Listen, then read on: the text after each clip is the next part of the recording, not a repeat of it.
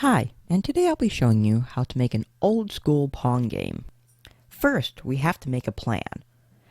I will start out with this dot matrix display, which will be the screen, obviously.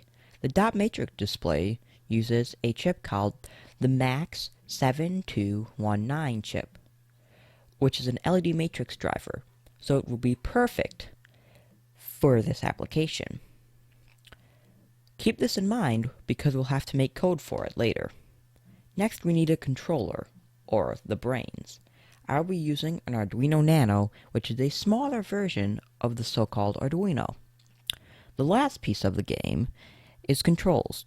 I'll be using this variable resistor, which will move the paddle in the X direction. Now the prototype. I connected the display to the Arduino as shown in the pictures.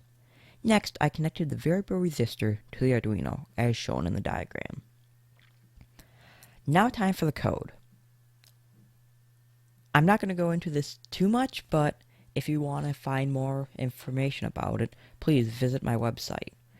It's basically just a simple counter that counts how many times the ball has hit, and if it goes past a certain variable.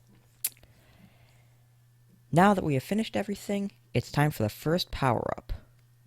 And it did not blow up. That is a very big surprise. Now time for the case.